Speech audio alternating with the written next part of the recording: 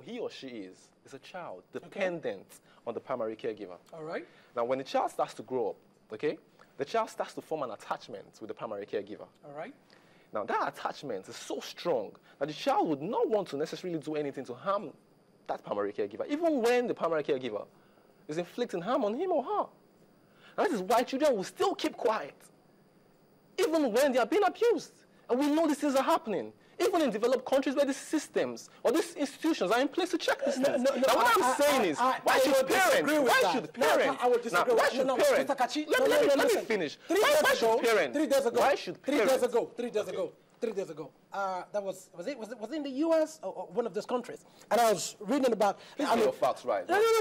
Yes, but I know it's not in Africa. It's not in Africa. It's not in Nigeria either. It's not sufficient. Now this is it. Something happened. Was it a 3-year-old child who went to the toilet and poo-pooed on the sink? The mother came and mercilessly, as in, beat this child and said, yes, like, what would you, and force the child to eat no, I'm serious. It's just that I can't learn, but I will, if you give me time, no, listen, let me tell you, it's the news. I listened to it. I listened to it on the radio, and I'm going to tell you. I'm going to tell you what happened. I'm going to tell you what happened. Force the child to eat the phases, and somehow, the younger ones in the house alerted their neighbors, and the neighbors alerted the police. Now, that woman is undergoing trial and will likely go to jail. What we are simply saying is that NAPTIP was established in 2003. Let us look at the other one about women against trafficking. The words, Whatcliffe. They exist. The laws, even the Senate president yesterday, that was Children's Day, came out again to say we need to do more. And yet you now, listen, what we're simply saying is when you match words, when you match rhetorics with action, then we are doing something. Government will tell you, oh, the institutions that have been created to protect children, they're all there. I mean, they're there for us to see. But what I'm simply saying is this. The child that is abused at home does not have any other place to seek redress. There are no institutions that it can even want to, and they will take redress. Now, that is because, does this problem not still exist? Can you compare? No. You and I know why we cannot compare. Mr. Kachi, you and I know that we cannot have zero. We cannot have zero. It is not a function of the government. We cannot have a total. Let me respond. Okay, go on. Do you know why this thing still exists, even in countries where there are institutions? Okay, go on. Because it is not a function of a government. It's a function of the mindset of the caregiver. Nobody has said let us look at other domains of our. Don't get it wrong. Other domains. No, don't get it wrong. Nobody has said it is a total look responsibility of the government. What we are saying is that we need more enforcement. You cannot take away the parents from this picture. And you cannot choose to abuse his child, who abuse his child regardless of what institution put in place to put that in check. When there is no enabling environment, what I recommend. Can I ask you a question? Can I ask you a question? Please ask. Can I ask you a question? Ask away. This is an environment, right? If this studio right now is devoid of oxygen, can you stay here? Answer me. Apparently not. Apparently no.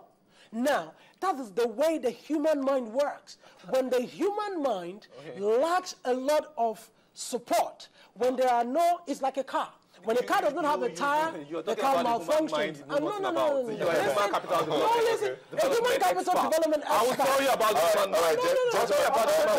human mind. Kachi, God bless. Hold on. We have the viewers' comments here, and I think I'd like you to respond to this. Austin Uwudia says, why is Kachi mixing things up? Child development is different from parental discipline. All right. Government needs to do more for the Nigerian child. A lot needs to be done. Parents can only utilize the enabled environment. Okay, she says child development is different from child discipline. The parenting style adopted by parents, now I want Nigerians to get this clear, many of them do not know. There are several forms of parenting, okay? Dana Bromrin, in 1979, came up with 4 different types of parenting. There's the authoritarian, authoritative, laissez-faire, okay? Those 3 are the broad categorization of parenting. Okay, now the parenting style adopted by a parent is directly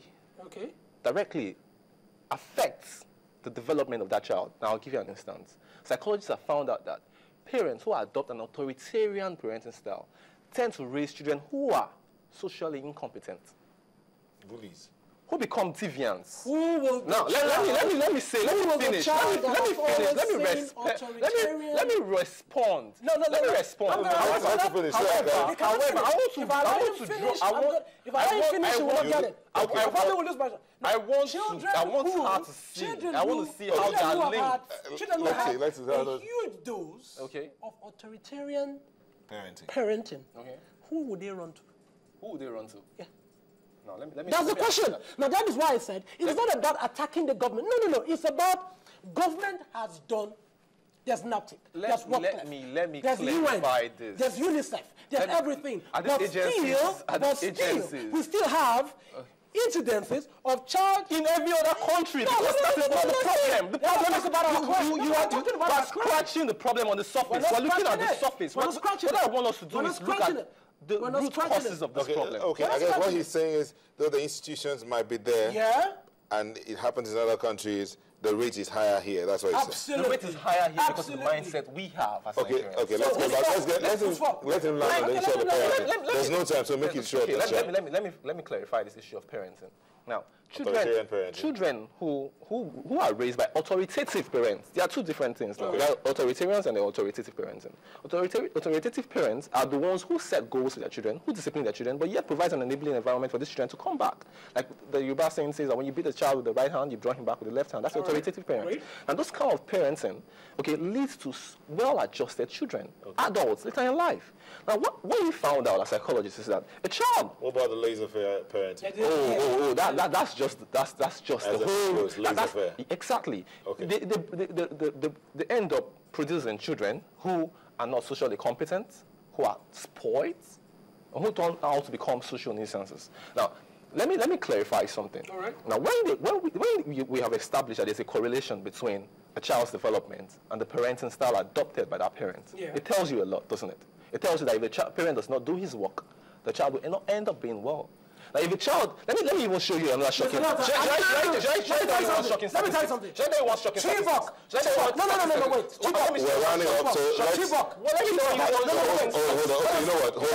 You know what? Children who are abused by parents end up abusing their own children. On April 14th, if I'm correct, midnight, we were told the Boko Haram sect went into the school and adopted children, right? And girls. Why are we not going to meet the parents of the girls to rescue those children? Now that's my point. Now listen. I talk about 15 million children who are child laborers. You're talking about 200 children. No. The Chibok an eye-opener. 15 million children in 2006. That number has tripled. Responsibility as a parent to bring the child to That number has tripled. It is the 15 million in 2006. Institutions are you talking about 200? Okay, all right, that they are gentlemen. protected and taken care of. All right.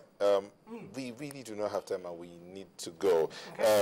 Uwezo George Sami says it's a full responsibility of the government to protect the child because all the apparatus and paraphernalia are given to them.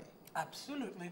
Now, he's talking only in terms of physical dangers. He's talking only in forms of physical dangers. No, listen. Now, listen. The child that you are giving... Gentlemen, I've been told we're out of time, so in 30 seconds each, your closing statement, since you started first. Let's end with you. Nota, it's clear. The father and the mother come together and bring a child. We have a social contract that we have signed with the government, which is we're going to give you a lot of our right for us to have a better society.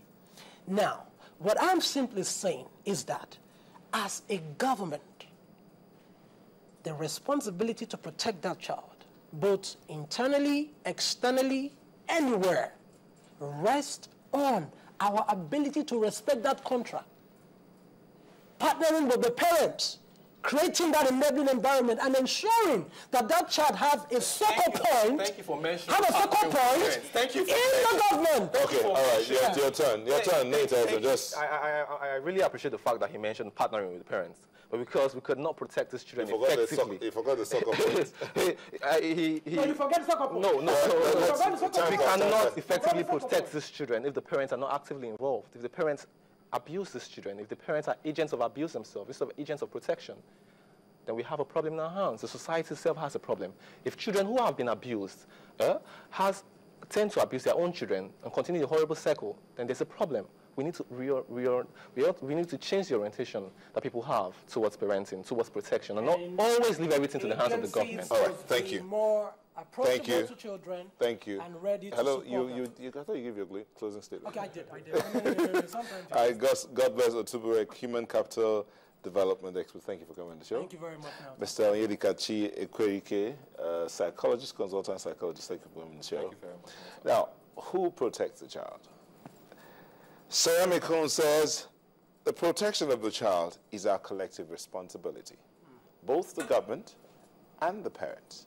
Government creates the right environment, ensuring that the child finds succor in government. Parents doing what they need to do to show the child the right way to go and to also provide the child a place of succor. Now, that tells me one thing. There is a point where they both come together. That point where the child finds succor and can grow right. Well, this is where we have to say goodnight, and thank you so much for letting us be a part of your day. Have yourself a good night. I'm Neo Taigwe.